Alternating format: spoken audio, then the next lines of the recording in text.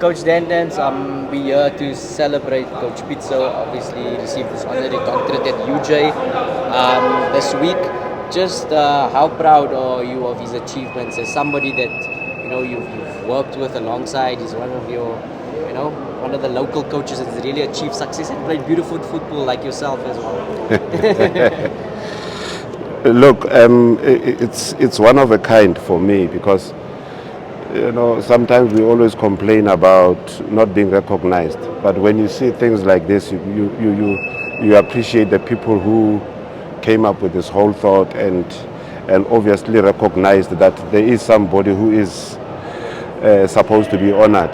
Not when we start honoring people during or after their funerals and or after people have passed on. So it's a great honor. In particular, that I've known Pito since my playing days, and this does not surprise me, because of how he handled himself while we were playing together. Wanting to win every time, wanting to achieve every time. This does not surprise me, but I'm very grateful to the people who really saw it fit to honor Pito. Coach, you speak of this honoring, and the coach when he was conferred, he spoke about how humbling it is when people outside of football, like education, come in and they say, this guy's making great strides. And also Mike Ntombela also spoke about it at the funeral of Screamer Shabalala, saying that maybe Screamer is one of the guys who actually deserved to be honored and the doctor. Maybe just the importance of that, and what does it say about football and sport just in the bigger ecosystem of the country? I think our football must just move, ahead of the time we are on or we are at, because I think we are a bit slower in terms of recognizing people. I don't know whether we are afraid or we don't see the need or we delay. I think we should have these things, and if education sees it fit, why is soccer not looking at that? So maybe the association must look into honoring people, and when they achieve things, because what Pito has achieved, nobody has, and it probably will take a bit of time before that happens. So I think football should move a little bit faster. Coach, I was a few minutes ago. I was talking to a friend of Pito, someone who grew up with him, and was telling me of how he has always been passionate about football since childhood, and since now he has been a coach. There's this confusion among people where they cannot sort of differentiate between passion and arrogance. Sometimes people saying he's arrogant, and I think it has happened to you as well sometimes. How important is it for people, football fans and people in the fraternity, to differentiate between the two? I think if you know your story, you are bound to be arrogant.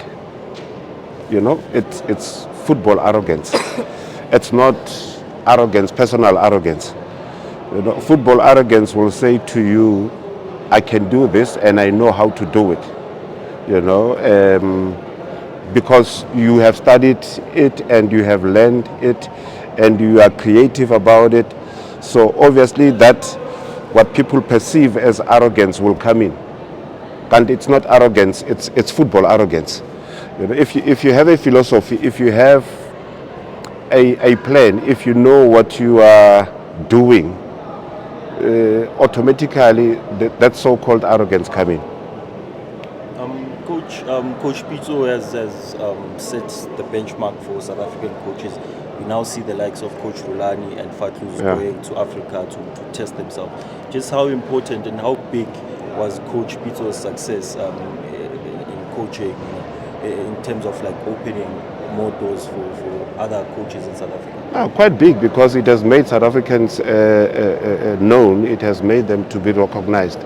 So it's a massive thing, and it's good that we see these things, we see this movement of coaches. I only wish that all the coaches can be successful, so that more doors are open, and more coaches can move, and what he has done now is quite big. It's very great. Coach, just there's this general feeling amongst supporters that you haven't really had a chance to coach a big team, and they appreciate your style of football that's, I would say, in touch with what South Africans like and want to see. So, how do you feel about that? Like, do you agree that perhaps you never had the right opportunities to really show what you can do with quality players? And then secondly, just a situation on the coaching education side. Well, is it something that you want to pursue further? Maybe just to remedy those people who are talking and saying, maybe that opens more doors, for example. Look, the first one, it's not like I haven't coached good clubs, but I haven't coached clubs with resources. I haven't had that latitude. I haven't had an opportunity where I'm able to point at a player and say, I want that player and I can get. It has always been scraping there, picking this youngster there and there and there. Maybe it's for a reason. I don't know. But you wish as a person that one day you can coach a club where you don't really have to scrape. Then you can pick and choose whoever that you want. But be that as it may, for me it's good because I've exposed a lot of unknown people, unknown players. Maybe that was my duty, to do that.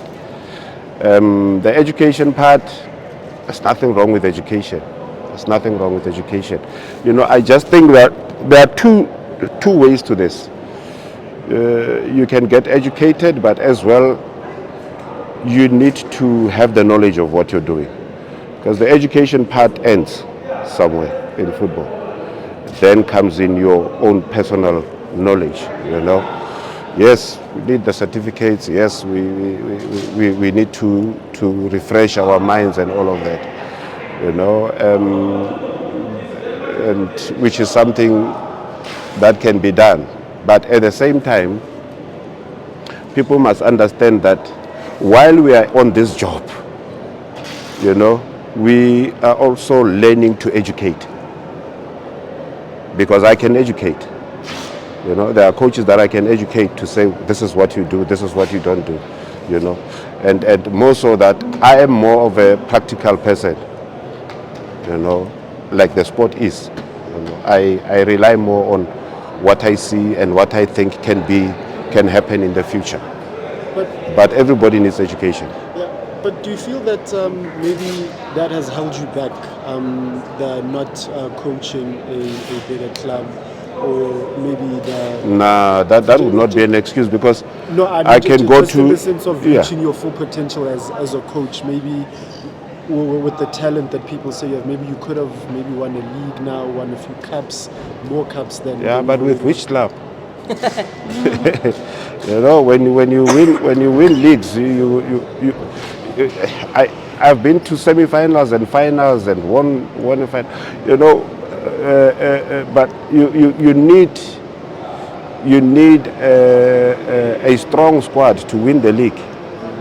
You need resources to win the league. You cannot be huffing and puffing. When two players get injured, then you get frustrated and stuff like that. So you need a strong team to win the league, and that goes with resources. Would you consider being an assistant coach at one of the big clubs in the country? It depends. It depends who I'm going to work with, and it depends which club. Maybe following up on that. Sorry. On that, coach, being an assistant. I mean, there was a story this week that you were sort of like disappointed that Sundowns appointed Folz to be an assistant there. Is that the kind of job you would have taken if they had asked you to be an assistant to Manqoba Mqudi and the guys? Yeah, it will sound like you know, I'm trying to be careful because it may sound like I wanted the job for myself. Not really. But it's a place I would go to answer your question. Yes, it's a place I would go to. I was just raising my concerns in terms of getting somebody from outside to be assistant, you know, because assistant in my case and in the South African scenario doesn't have the final say. But why do you have a foreigner who does not have the final say? You know, that's all I was worried about. And I'm worried about the succession rate we must have in the country, you know, in terms of coaches and all of that, because it looks like we definitely are not worried about our own, you know, and we are not trying to improve our own. So that was my biggest worry. Okay, Coach, Sure. mine was going to be more like what you were asking, but let me just